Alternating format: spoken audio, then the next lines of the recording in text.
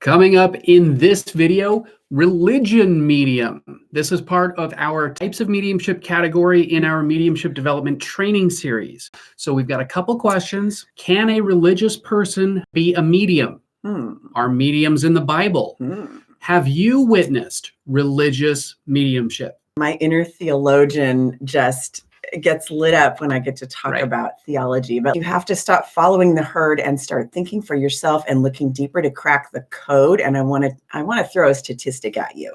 I read a lot of stuff, and I've been reading a lot about how God changes the brain, how our thoughts about God change the brain, and how our attitudes towards religion are changing in America, and how they've done several surveys on religion in America, and how as a whole, religion is starting to die down in America, but at the same time, interest in being spiritual is on the rise. On the rise. It's going off the charts. So that is a legit statistic, other than there are 33,000 people searching for it every month. We've got tons of numbers. We do have an offer for you at the end. Let us know where you are watching from and one special thing about where you're at, so you can help us when we travel to not act like clueless American tourists. CATS. Clueless American Tourists. It's an acronym. I'm making it stick. I love it. Wild magic with the dude. Religion is basing your life on somebody else's experience. Spirituality is living your own. In my ever so humble opinion. That's a very good, unbiased kind of very good way to put perspective. It. Yeah. So if you are just getting to know us, if you're new, I'm Heather. And I'm David from ZenRoseGarden.com. Go. And if you are a healing arts professional, or you want to be, we want to know about it. So put a hashtag Healing Pro in the comments. Let us know what you do. Or what you want to do. Yes. Let's get into it. I'm really excited about this topic because we touch on it now and then. If you couldn't tell already. Yeah. So we touch on this topic now and then with like kind of the weird, stupid, sort of ignorant, uneducated things that people say about mediumship and about spiritual gifts. Then we wanted to kind of touch on it in a more formal way today. We're going to break it open and break it down. So Allan Kardec describes religious mediums in his book on types of mediums, published in 1861. He was a spiritualist theologian. A few years ago. So, but kind of educated, right? I'm going to give you a lot of educated writings about mediumship today. He says religious mediums, which is a category of mediums, and he in his book kind of outlined maybe 70 plus different types of mediums, one of which is a message medium or an evidentiary medium. So religious mediums, he says. That's one of 70. Or more. That's like sort of, religious mediums receive communications of a religious character and treat religious questions with the help from spirits, often with new inspirational material that may expand or even sometimes oppose current religious thinking. Think about that for a minute. So if you've got anybody who is religious that delivers a message, where are they delivering it from? Okay. Just saying. I'm just going to drop. I don't know, maybe the spirit world. So today we want to talk about the faculty of mediumship when it shows up as religious mediumship, sometimes called prophecy. So we are here to set the record straight regarding the ultimate battle of is mediumship evil or not? According to fundamentalist kind of us versus them religions, right? And yes, we are going to get biblical today. It's going to be fun. Let's look at examples of mediumship in the Bible itself. Yes. Okay, I want to start there. So the prophet Ezekiel, kind of a big name, describes how the spirit world would enter into him, right? In the spirit would enter into him. He would describe the spirit enters into me, right? And cause him to stand on his feet and speak, which is kind of describing a modern day message medium who is like moved by the spirit to get up to speak. Yeah. Then you've got Daniel, when asked to interpret the king's dream, right?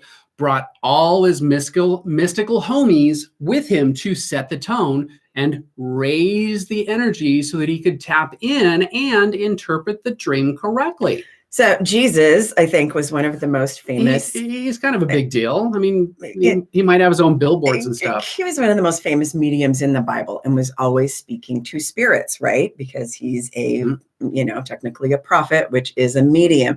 So one of the most famous examples was when he took his disciples up to the mountain and sat, right? He sat with his disciples on top of the mountain. And it is described that he then connected to the spirit world, and both the spirits of Moses and Elias came to Jesus and spoke through him. And Jesus then conveyed the messages from the spirits of Moses and Elias to his apostles. And it sounds like a classic circle to me. Yeah. Just saying. Then after the death, AD, right? After the death of Jesus, Paul, on the road to Damascus, had spontaneous mediumship in the famous story where the spirit of Jesus appears and asks Paul, why is he hating on Jesus, right? And talking smack. So it was really common in the Jewish culture for the kings to have seers, which is a clairvoyant medium, on the payroll.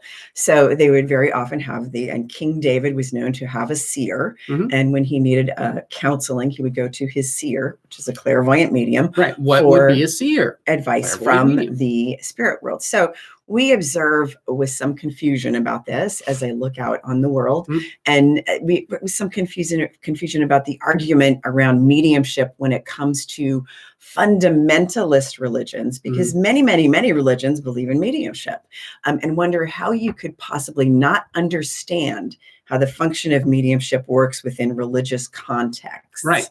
We're not asking you all to believe, all of you, anybody who happens to be religious, to believe in all of the metaphysical, crazy, wild stuff that might be out there. But come on, mediumship, you're talking to spirit. But right? It's so basic that it seems ridiculous to me that you wouldn't grasp that without the function of mediumship, you wouldn't have your religious beliefs at all. Right. In fact, if you want to be rather blunt about it, and let's just get blunt, the entire Christian Bible is a channeled book.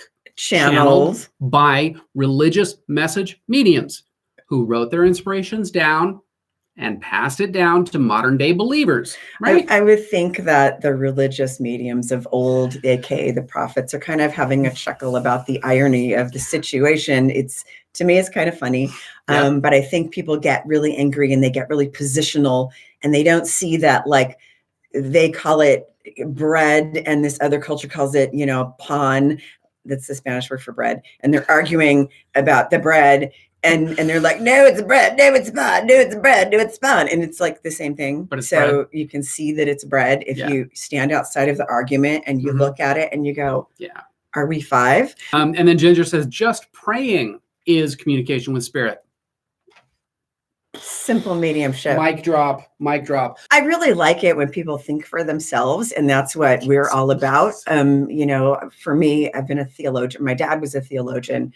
I've, started studying theology when I was a kid. I've read the Bible probably 26 frickin' times. My dad's read it in 6 different languages. So we talk a lot about the languaging of the Bible and how words can get really transposed and transported and misunderstood. Thrown all over the place. Because we're reading it in English, which is 3 times removed from the original language of the Bible. So a lot of these words don't mean what we think they mean in our modern language. So we don't interpret them correctly at all. And then we start arguments on the misinterpretations of the words, like when they talked about Mary Magdalene being a woman who was not quite in line, and the word was retranslated into sinner, into prostitute, when the original word just meant the woman didn't have her shit together.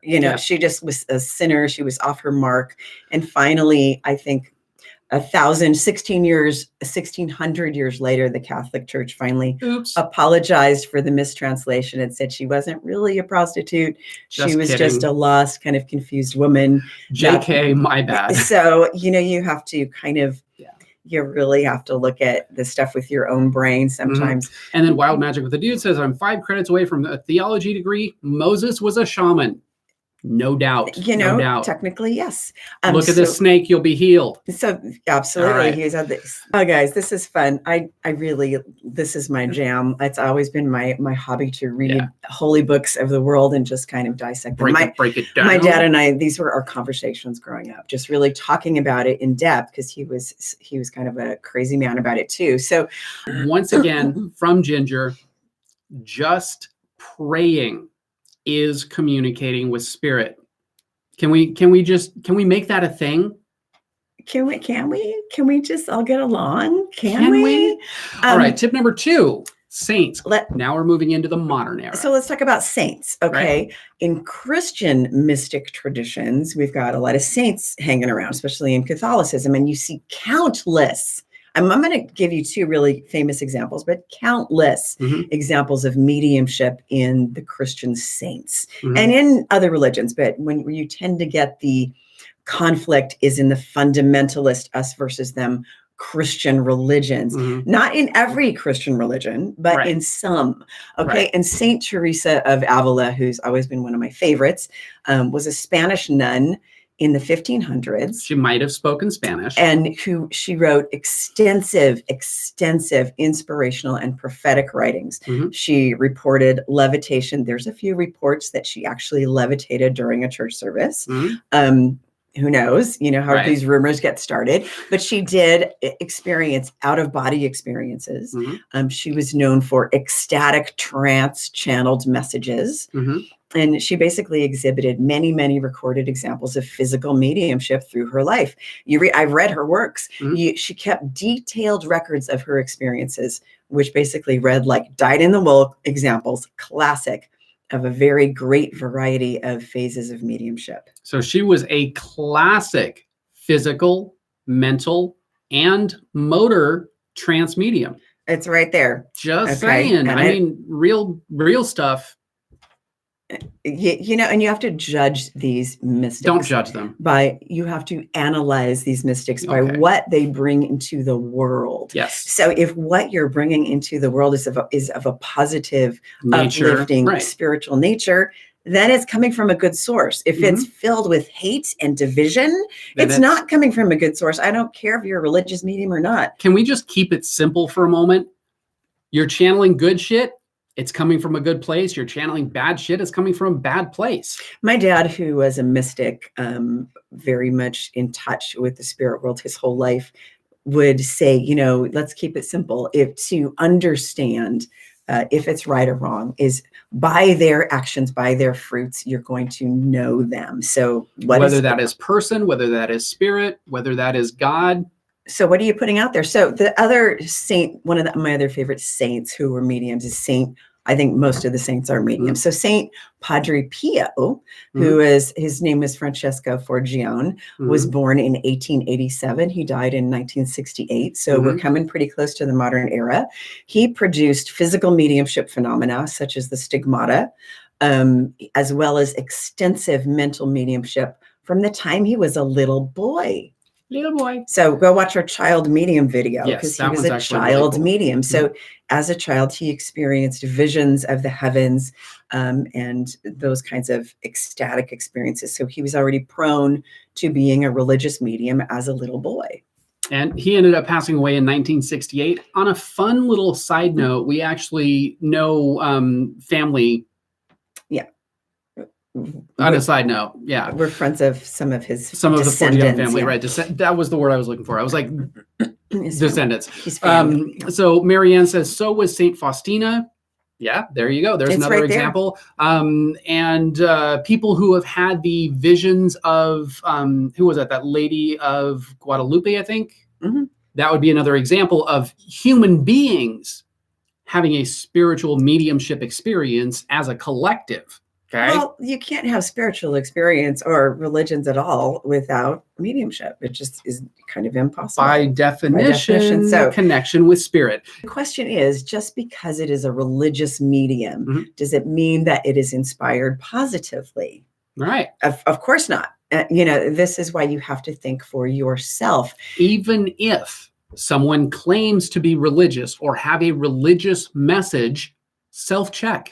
So I know we've talked about the prophets of the Bible, and we tend to look at those holy books that were written for different cultures in different times with this holy grail mentality, but also understand that we're talking about mediums who are mediums in a certain time period. They had their own human shit too. Right. So that's going to come through sometimes. So you have to really analyze what is being said for you personally. Right. Personal filters, filter the information coming in. So many religions are accepting of others, and some have an us versus them kind of thing.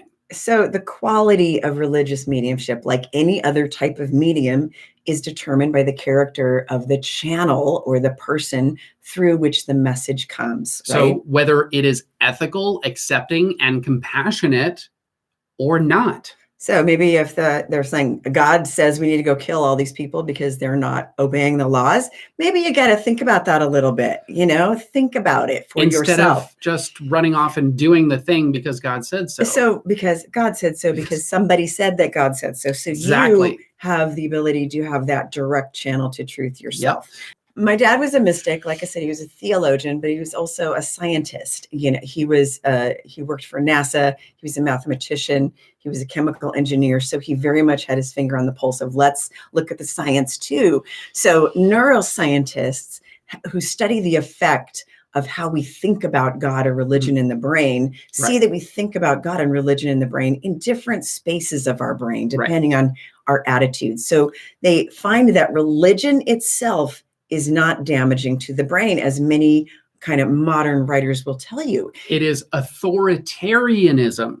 Okay, that is what is damaging. Okay, because when you have an us versus them mentality in your religion, you create division, strife, and primal brain conditions in the brain itself that lead to anger, toxic behavior, and low-grade hate among separate religious groups. If you're, it literally changes your brain towards irrational behavior. Like we got to kill the people that aren't like us. Right. And what this is doing inside of the brain is it is triggering those neurochemicals, neurotoxins into parts of your brain that think rationally. So it's basically damaging that part of your brain that can actually see rationally. So you see it in the animosity of fundamentalist religious groups that have towards mediumship, which is ridiculous because all religions use mediumship in some way, whether or not they call it mediumship. So I think what's interesting about this is that trend, like I talked about in the beginning, away from religion itself and towards spirituality. So you see a lot of people who want that connection, but they don't want that damaging neurotoxin programming in their heads. So you see people that want that connection, but they seek it and they're like, oh, I like this piece from this religion. That makes sense for me. That helps me connect to spirit. And somebody from this religion might go, oh, take it. It works for us. It works for you. So there's a lot more sharing of different light switches that are the religion. And sometimes people don't even use those. They just connect themselves. So Marianne says the voodoo religion also channels the same saints. Yeah, absolutely. Poll time. So we want to know, what has your experience been when talking to religious people about this stuff? Rational, human, and understanding, or completely judgmental, inhuman, and absolutely irrational. So whenever you've had a religious conversation or a conversation with religious people. And like I was talking about with the neuroscience aspect of scans of the brain, when people think about God, when people think about God from a fundamental way, God is an angry God, they're thinking about God from a different space. When people think about the idea of God from that meditative part of their brain, they're much more accepting. We are one. Yeah. They're accepting of other people's beliefs and how other people want to see God or connect to a God. So it really depends on how they choose to access the parts of their brain. Your own personal shit gets in the way. Yeah.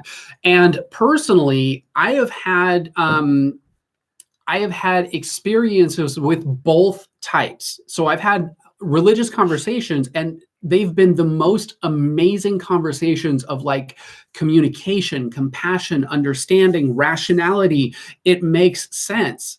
And then I've had other conversations where it doesn't matter what kind of a conversation we start having, it goes into that oppositional. And I'm like, we're just having a conversation. and I say something wrong, and suddenly it goes into two animals fighting, even though I'm not fighting. So I've had both ends of the spectrum. Marianne says, "OMG." They say, "I worship the devil." I think sometimes when people have that attitude, they're so close to their own fear center when they're projecting things about the devil and Satan and evil and demons onto you as a person who is a spiritual seeker that is seeking to connect to the spirit world by developing your mediumship and your psychic senses and your meditative practices. I think the people that project that idea are living so close to their own fear that they can't see what's in front of them. I'm going to go off on neuroscience again, just a second. Yes, so neuroscience has found in scans of the brain of people who are praying and meditating that people who pray, there's less positive change on the brain, but only for one reason. And people that meditate for 12 minutes or more a day actually create a change in that compassion center, in that empathy center, in that intuitive center in the brain. The only difference is that when you pray, you tend to only pray for a few minutes. So it's not enough time to create a change in the brain. So, and if you're praying from a fear-based sort of give me, help me, and it's a few minutes, you're praying with a sense of fear. So what they have found that if you're in prayer, in contemplative prayer, where you're having a conversation with the divine, however that looks to you, and they found it does not matter the religious context in which you pray, as long as the prayer itself is contemplative of love and a communion. It's not whether or not you pray, but how you pray. If you do that, you have positive change in the brain, where your brain actually grows in a positive manner. So these are things that are want to give to you today. So Deb says, people think I'm nuts to try and figure out gifts. Okay. I come from an open Christian family, and so some family are curiously cautious, and some swear I'm playing with devil worship. Well, it's funny because in the Bible itself, it talks about your spiritual gifts and how you should explore your spiritual gifts. And there's one quote that says, "Do not leave your gifts under a rock. Develop your gifts so that they may be seen." That's not an exact quote, but that's what it says. I think it's Proverbs. So there's in the Bible itself, it tells you to some are given the gift of prophecy, seers, revelation, interpreting tongues. It talks about the gifts in the Bible itself, and that you should not hide them, but develop them. So if you just look at the spiritual gifts that the Bible is talking about that are God-given. So I find that many of the arguments that uneducated people that are fundamentalist or in fundamental religion put forth these arguments, the counter argument is right there in the text. So, but if they've damaged that part of their brain, they literally have brain damage. They can't read. I'm just saying that y'all can't read. So usually they get defensive real quick, says Ginger. Tasha, Victorious both say, I agree, David. Yes, praying is a meditation. It's how you do it. It's the same thing with how you meditate. If you're doing law of attraction stuff and you're operating from fear, you're creating damage to your brain. You're doing the same thing as if you're praying from a fearful place. If you do it from the contemplation, from the fluid, from the connection place, then you're growing your brain and you're doing good. Are you praying for a positive result or a negative result? Exactly. So now let's move on to tip number 3, the modern minister. So I've had a really great expansive experience, and I'm grateful for that, to witness many different ministers in many different religions. For a while in college, when I was a singer, I would do a Sunday side gigs and go sing in different churches, of which I was not of the denomination. So I wasn't Catholic, but I had a gig as a Catholic song leader for a while. I sang in a Christian Science church. I sang in other Christian churches for, as a professional singer, as a gig to guide this. So all day Sunday, I'd go to different churches. And that was a really great experience. It was during college. I was like 19, 20, 21. So many times when I've been to a religious service of some kind in different denominations and attending many just as an observer, a participant, not necessarily as a singer, a Jewish temple I've attended where a rabbi was speaking, a Catholic mass, a New Thought church, seeing an Episcopal minister, a Buddhist teacher who's in an auditorium speaking. There is a moment when something shifts and the speaker steps into that space where we call sitting in the power of mediumship, where they connect to spiritual inspiration. And if you have studied it and you're observing it, you can see it if you're an observant of the shift when the connection itself occurs. It's actually really inspirational to catch it, to watch it, to witness that change, that shift when they go into prophecy mode, when they go into channeling mode, when they go into spiritual mode. And many ministers can attest to this moment that is just like, it's magic, when spirit takes over. In terms of religious mediums, in mediumship, we would call this connecting to a communicator, where you're connecting to spirit, right? And in a religious context, this communicator might be called God, the Holy Spirit, divine wisdom, source, whatever it is. The names vary when it comes to the religious medium, but the message itself is inspiration. Inspiration is that connection and that delivery of that message. So for me, when I was little, I could see the aura. So it's kind of been a natural thing for me. So one of my favorite things watching a religious medium speak is physically seeing their aura, which starts here. They're inspired. It's kind of glowing. But when they start to speak, it expands, it gets brighter, it gets more intense, and it expands out like their energy is reaching out to something. And then there's that click when that shift, when you can almost tangibly see them connect and you feel them connect. So John Page Hops. It's all about the beer. I love my old spiritualist writers and my theological writers. I read a lot of their works because I think it's important to see how, other people transmit the information and describe it. So John Page Hops was a British Unitarian minister, and he was educated at General Baptist College in England. And he wrote a following little clip about mediums around 1850. And so a few years ago. So he was your typical standard Baptist educated minister. He said, quote, and I quote, when we ask how the prophets got what they called the word of the Lord, we find how akin they are to our modern medium. The prophet of old, he says he, but it can be a she.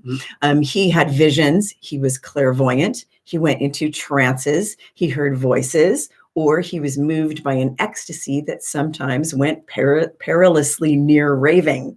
Like raving mad. Unquote. So, yeah.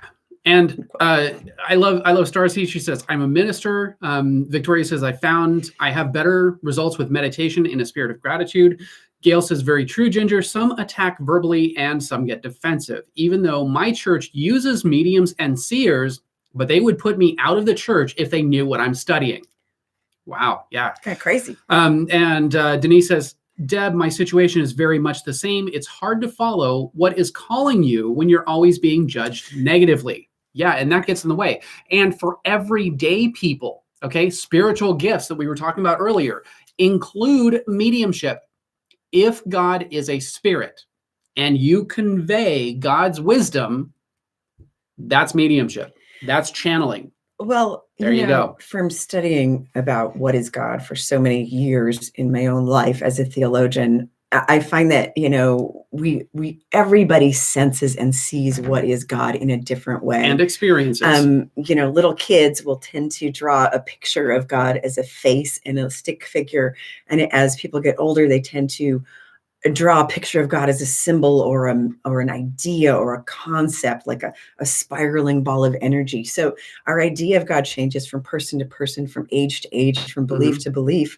So when we're talking about what that is, there is no way to get on the same page about it, because we all have a different experience of God, and to allow others to get to that space is a totally unique journey. And I do find that as you talk about it more, you will find more people that are more open, because the squeaky wheel always gets the grease, right? So you've always got the people that are angry and squeaky about it. I think they're more in the minority, to be honest. It's just that they're louder. Yeah. I think more people are quietly pursuing their spirituality and their gifts in the way that seems fit. Yeah, and the trend the numerical trend in the world is moving into that acceptance. Yes. So much more than you think. So go and do you and connect to your experience of God, whatever that happens to be, religious or not. But please explore from expansion instead of damaging your brain with fear. That's what I'm going to say. Marianne says, I was at a church service. There was a missionary there. He was highly evolved. He prayed over me and put his hand on top of my head. I could feel electricity running through my head into all my body. You know, spirit comes where spirit comes. So I was on a plane ride, went back when I was Hashtag Heather story time. Heather story time. I was on a plane ride back from Texas or something. I was there for business. It was years ago, maybe 20 years ago. And sitting next to me is a long plane ride. Sitting next to me was a Christian missionary who had just finished his service like a year and a half on an Indian reservation. And he was telling me about his experience. And he was like, you know, I came there to teach them about Jesus and this kind of thing. He said, but they taught me almost more than I taught them, because when I emerged into their belief system and really accepted them for where they are. And he said, you got to understand, being on a Christian mission on an Indian reservation, you're really not connected to the church itself so much. You're there kind of living with the people. And he said it was much more of a blending of belief and seeing where we were common. And he said the spiritual experience that I had with them in their culture and what we shared with each other was so beautiful and amazing that I can say that my beliefs are, I'm still Christian, I still believe in Jesus, but my eyes are opened and we connected to God in so many different beautiful ways that I wanted to stay there. Wow. So I'm just getting emotional hearing that story. It was a beautiful story. And we talked for 3 or 4 hours on the plane about beliefs and how they can divide us instead of unite us. And that is a prime example of talking to somebody who exercises that anterior cingulate cortex, the expansive part of the mind that gets to see the bigger picture. Okay, those are beautiful moments. And I've had similar experiences with different people from religions that are very open, very compassionate, very understanding, and very sharing. Okay, so when you connect with somebody of any religion who happens to be a sharing type individual, regardless of their religious construct, it's a beautiful experience. When you connect with somebody who is more in that fear-based us versus them fundamentalist, there's only one way and it's my way and screw you. I think I'd rather do something else. In my opinion, I think those of us that are seeking and that are becoming more confident in that seeking and sharing are getting a lot less tolerant of the people that are the haters. We're just like swipe left. I don't have time for that.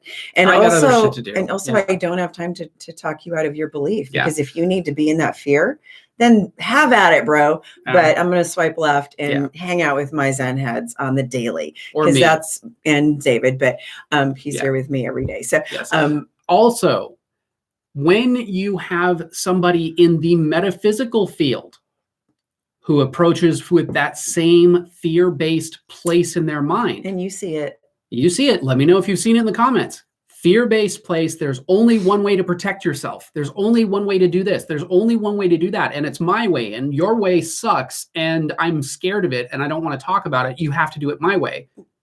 They're there. So it doesn't matter in religious context or in everyday life. When you've got somebody who's contemplative, who is open, who is expansive, who shares, that's coming from that front part of the mind, which is more open to expanding. So you want to get woke? There you go. A lot of stuff to think about, but all moving you toward a positive, more tolerant, accepting behavior. Because no matter what other people are doing and throwing hate and doing all this, it's also not your job to convince them otherwise. Exactly. Because they're in a state of their brain where they're not connected to peace, love, understanding, the real basic direction you got from the big JC, which is like love one another.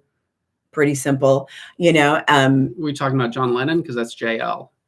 JC, that's Imagine. Oh, JC, anyway. Love one another. When he was asked, what is the simplest commandment? He said, love one another. Yep. And simple. Ginger says, yes, seen that too in the spiritual world. Absolutely. Same thing, same part of the brain.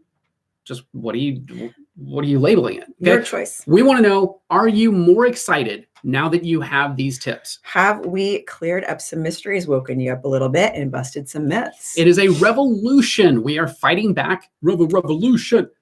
We're fighting back against lost fairies and unicorns running amok, causing chaos and wreaking havoc. Swipe left on the haters. Yes, we do love them both.